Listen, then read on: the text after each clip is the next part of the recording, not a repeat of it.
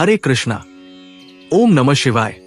आप सभी माताओं और बहनों को अनमोल विचार चैनल की ओर से जीवित पुत्रिका माता की हार्दिक शुभकामनाएं। प्रिय भक्तगणों, आज कृष्ण पक्ष अश्विन माह की सप्तमी तिथि है और आज ज्योतिया व्रत की नहाय खाय का दिन है।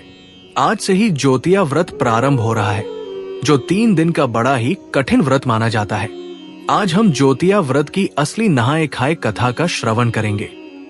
ऐसी मान्यता है कि इस पवित्र व्रत कथा को सुनने वाली स्त्री को कभी संतान वियोग नहीं सहना पड़ता।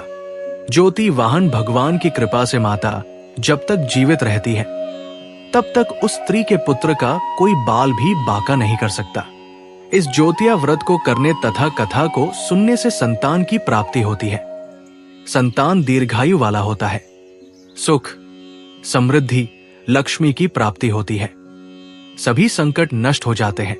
तो आज हम श्रवण करेंगे भगवान ज्योतवाहन की बड़ी ही दुर्लभ कथा। आप सभी भक्तगण इस कथा को बड़ी श्रद्धा और प्रसन्न चित्त मन से सुनिएगा। बहुत समय पहले की बात है। नैमिषारण्य क्षेत्र में सहस्त्रों ऋषि मुनि बैठकर धर्म चर्चा कर रहे थे। ऋषियों और मुनियों के साथ ही अनेक देवता भी उस सभा में उपस्थित हुए थे। उन ऋषि मुनियों के मध्य सूत जी महाराज उसी प्रकार सुशोभित हो रहे थे जिस प्रकार तारागणों के मध्य चंद्रमा सुशोभित होता है।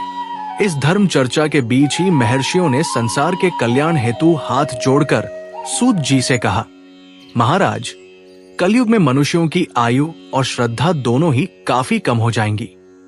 लोग अल्पायु होंगे, महिलाओं की संतानें बचपन में ही मरने लग जाएंगी और माता पिता के जीवित रहते ही उनके पुत्र मर जाया करेंगे।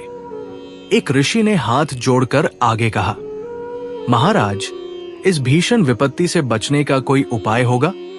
सूत जी बोले, आपने बहुत ही उत्तम प्रश्न पूछा है। कलिकाल में जब मनुष्यों की आयु कम होगी और श्रद्धा भक्ति उससे भी कम होगी, तब माता पिता के सामने उनके छोटे छोटे बच्चों और जवान पुत्रों का मरना एक सामान्य बात हो जाएगी। उस समय जो भी माता नियम पूर्वक इस जीवित पुत्रिका व्रत को करेंगी, उसके सभी पुत्र पूरी आयु तक जीवित रहेंगे। माता पिता के रहते हुए किसी भी पुत्र की मृत्यु नहीं होगी। संसार की भलाई के लिए मैं इस संपूर्ण वृतांत को कहता हूं। सूत जी ने कहा, जब द्वापर युग का अंत होकर कलयुग प्रारंभ हो रहा था, उस काल में अपने अपने पुत्रों की मृत्यु से दुखी बहुत सी शोकाकुल स्त्रियों ने आपस में सलाह की। वे सभी मिलकर महर्षि गौतम जी के पास गई। उन सभी स्त्रियों ने महर्षि गौतम की वंदना की और कहा, हे प्रभु, अब कलयुग आ रहा है। कलयुग में लोगों के पुत्र किस तरह पूर्ण आयु तक जीवित रहेंगे और माता पिता के जीवित रहते मृत्यु को प्राप्त नहीं होंगे। इसके लिए कोई उपाय बताइए। कोई ऐसा व्रत, जप, तप अथवा पूजा हो तो हमें कहिए। गौतम जी ने कहा, मैं आपको एक प्राचीन वृतांत सुनाता हूं, ध्यान पूर्वक सुनिए। महर्षि गौतम बोले, महाभारत का युद्ध समाप्त हो जाने के बाद एक रात्रि में द्रौपदी के 5 सोते हुए पुत्रों की द्रोणाचार्य के पुत्र अश्वत्थामा ने हत्या कर दी थी। द्रौपदी सहित 5 पांडव बहुत ही अधिक दुखी हुए। कुछ समय बाद अपने सखियों को साथ लेकर द्रौपदी महर्षि धौम्य के पास गई। द्रौपदी ने महर्षि धौम्य से कहा, हे मुनिवर, कौन सा उपाय करने से संतान दीर्घायु हो सकते हैं? कृपा करके वो उपाय हमको बताइए। महर्षि धौम्य बोले, सतयुग में हमेशा सत्य बोलने वाला और सभी के साथ समान व्यवहार करने वाला जिमूतवाहन नामक एक राजा था। हमेशा सत्य आचरण करने वाला राजा जिमूतवाहन बड़ी ही साहसी और रहमदिल था। एक बार राजा जिमूतवाहन अपनी रानी सहित अपने ससुराल गया। वही एक रात ससुराल में सो रहा था कि उसे एक स्त्री के बिलख बिलख कर रोने की आवाज सुनाई दी।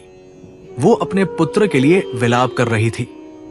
वो स्त्री बुरी तरह रोते हुए बार बार एक ही बात कह रही थी, मुझ बुढ़िया के जीवित रहते मेरा युवा पुत्र मारा गया। हाय, मैं क्या करूं? उस बुढ़िया का विलाप सुनकर राजा जिमूतवाहन को बहुत दुख हुआ। राजा ने बुढ़िया के पास जाकर उन्हें ढांढस बंधाया और रोने का कारण पूछा। बुढ़िया ने रोते हुए कहा, गांव में प्रतिदिन एक गरुड़ आता है और एक युवक को खा जाता है। आज मेरे पुत्र की बारी है। अब मेरा पुत्र उस स्थान पर जाएगा जहां गरुड़ आता है, जो मेरे पुत्र को खा जाएगा। मेरे जीते जी मेरा बेटा मर जाएगा। ये कहकर बुढ़िया जोर जोर से रोने लगी। अब देखिए, राजा जिमूतवाहन ने कहा, माता तुम रो मत। आज मैं तुम्हारे पुत्र के स्थान पर वहां चला जाता हूं। इस प्रकार गरुड़ मुझे खा जाएगा और तुम्हारा पुत्र बच जाएगा। इतना कहकर राजा उस स्थान पर जाकर लेट गया जहां गरुड़ प्रत्येक रात्रि को आता था। तब समय पर पक्षीराज गरुड़ आए और चोंच से नोच नोच कर उनका मांस खाने लगे। जब गरुड़ ने उनका संपूर्ण बायां अंग खा लिया, तब जिमूतवाहन ने करवट बदलकर अपना दाहिना अंग गरुड़ के सम्मुख रख दिया। ये देखकर पक्षीराज गरुड़ बड़े आश्चर्यचकित हुए। गरुड़ के मांस खाते समय जिमूतवाहन न तो रोया, नहीं चिल्लाया और न ही उसने बचने की कोई चेष्टा की। आधा शरीर खाया जाने के बाद भी राजा अभी तक जिंदा था। गरुड़ जी को बड़ा आश्चर्य हुआ। वे सोचने लगे, ये आदमी कोई साधारण मनुष्य नहीं, या तो देवता है या फिर कोई महान ऋषि होना चाहिए। गरुड़ जी ने राजा से पूछा, तुम मनुष्य तो नहीं जान पड़ते, क्या कोई देवता हो? तुम कौन हो? अपना नाम, कुल और निवास स्थान बतलाओ। पीड़ा से व्याकुल राजा जिमूतवाहन ने कहा, पक्षीराज, आपके ये प्रश्न व्यर्थ है। आप अपनी इच्छा अनुसार मेरा मांस खाइए और अपनी भूख मिटाइए। ये सुनकर गरुड़ जी को और भी अधिक आश्चर्य हुआ। गरुड़ जी ने अपने चमत्कार से राजा के शरीर को पूरा कर दिया। अब जिमूतवाहन पहले से भी अधिक स्वस्थ और सुंदर युवक बन गए थे। अब गरुड़ जी ने आदरपूर्वक राजा से उनका परिचय एक बार फिर पूछा। राजा जिमूतवाहन बोले, हे गरुड़ देव, मेरा नाम जिमूतवाहन है। मेरे पिता का नाम शालिवाहन और माता का नाम महारानी सौम्या है। हम सूर्यवंशी क्षत्रिय हैं। गरुड़ ने यह सुनकर कहा, हे राजन, मैं तुम्हारी दयालुता और त्याग की भावना देखकर बहुत प्रसन्न हूं। तुम मुझसे कोई भी मनचाहा वरदान मांग लो। राजा ने कहा, हे पक्षीराज, यदि आप मुझे कोई वरदान देना चाहते हैं तो एक वरदान दीजिए कि आपने अभी तक जितने भी मनुष्यों को खाया है वे सभी जीवित हो जाएं। अब आगे से आप यहाँ के युवकों को न खाएं। यहाँ उत्पन्न होने वाले सभी बालक लंबी आयु को प्राप्त करें। गरुड़ जी ने तथास्तु कहा और उड़कर नागलोक चले गए। नागलोक से अमृत लाकर उन्होंने लाए हुए मनुष्यों के हड्डियों के ढेर पर डाल दिया, जिससे वे सभी मनुष्य जीवित हो गए। राजा जिमूतवाहन अभी भी वही खड़े थे। गरुड़ जी ने राजा से कहा, मैं आज संसार के कल्याण हेतु एक वरदान दे रहा हूं। आज अश्विन माह के कृष्ण पक्ष की अष्टमी है। ये अष्टमी सप्तमी रहित और अत्यंत शुभ है। आज तुमने यहाँ की प्रजा को जीवन दान दिया है और मेरे द्वारा खाए गए हजारों मनुष्यों को पुनः जीवित कराया है।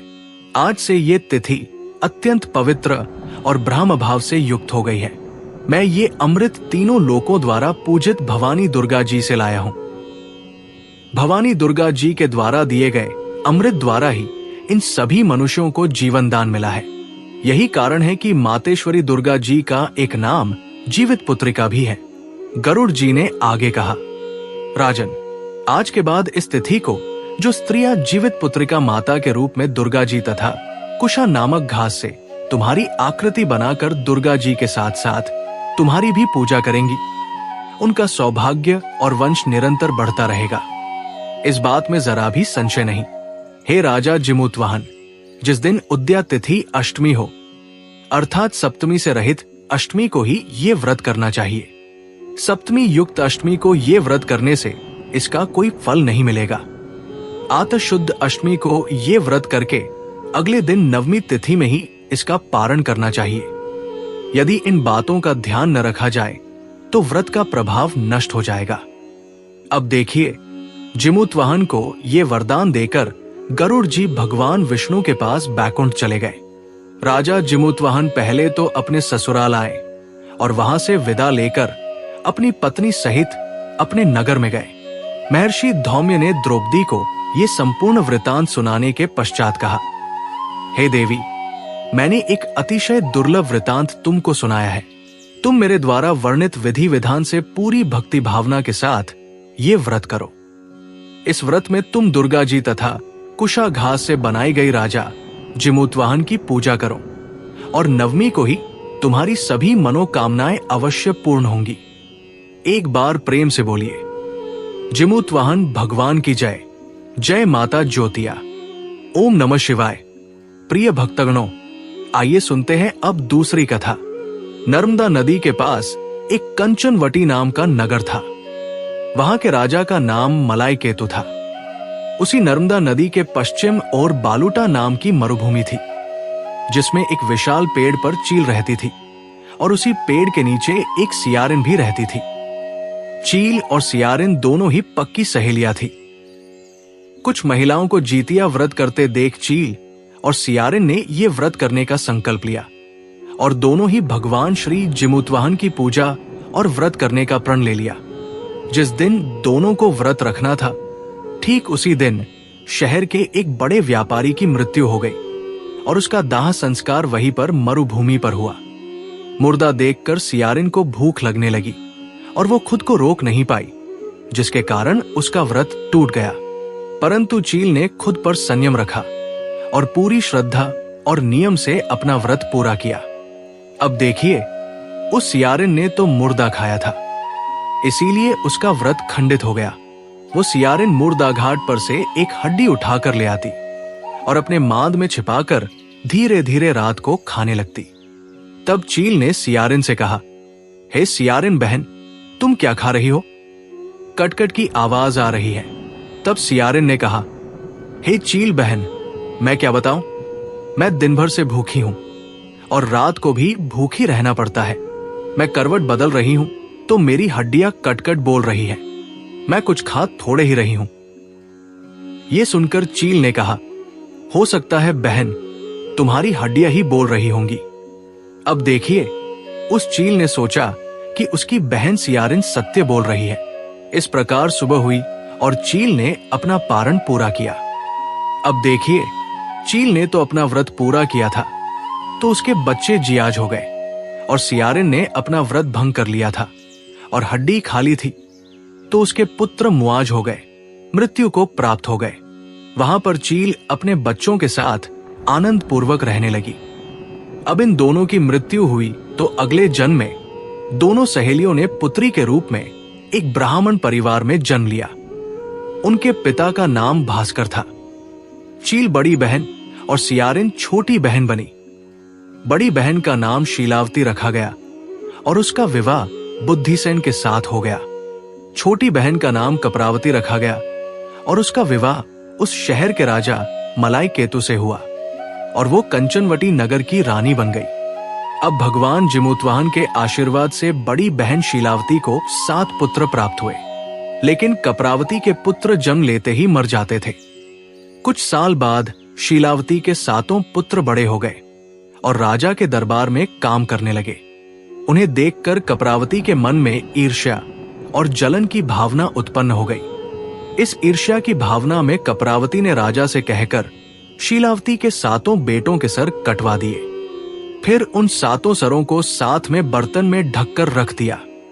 ये देखकर भगवान जिमूतवाहन ने मिट्टी की सहायता से 7 भाइयों के सर बनाए और सभी सिरों को धड़ से जोड़कर उस पर अमृत छिड़क दिया, जिसके कारण वे 7 भाई फिर से जीवित हो गए और घर लौट आए। रानी ने जो कटे सर भिजवाए थे वे सब फूल बन गए। कपरावती समाचार पाने को बहुत व्याकुल थी, लेकिन जब उसे इस बात का पता चला तो वो अपनी बड़ी बहन के घर गई और वहां सबको जीवित देखकर आश्चर्य में पड़ गई और बेहोश हो गई। जब कपरावती होश में आई तो उसने अपनी बड़ी बहन से ये सारी बात बताई। भगवान जिमूतवाहन की कृपा से बड़ी बहन को पूर्वजन्म की सारी बातें याद आ गई और वो अपनी छोटी बहन को उसी पेड़ के नीचे लगातार पूर्वजन्म की सारी बातें सुनाने लगी। ये सुनकर कपरावती फिर से बेहोश हो गई और मर गई। जब राजा तक इस बात की सूचना पहुंची, उन्होंने उसी जगह पर पेड़ के नीचे कपरावती का दाह संस्कार कर दिया। अब देखिए, बड़ी बहन इस जन्म में भी अपने पुत्रों के साथ सुखपूर्वक रहने लगी और अपना जीवन व्यतीत करते हुए वृद्धावस्था में भगवान को प्रिय हो गई और मृत्यु को प्राप्त हुई।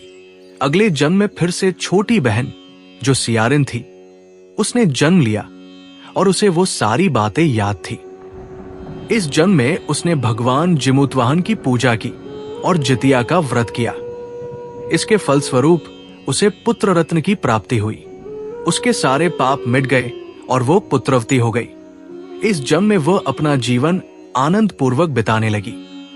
प्रिय भक्तगणों, उम्मीद करती हूं ये कथा आपको अत्यंत पसंद आई होगी। अगर आपको ये कथा पसंद आई है तो आप हमारे वीडियो को एक लाइक कर दीजिए। सब्सक्राइब करने के साथ ही कमेंट में जय माता ज्योतिया अवश्य लिखिएगा। आपका जीवन मंगलमय हो, इसी कामना के साथ आपसे विदा लेते हैं।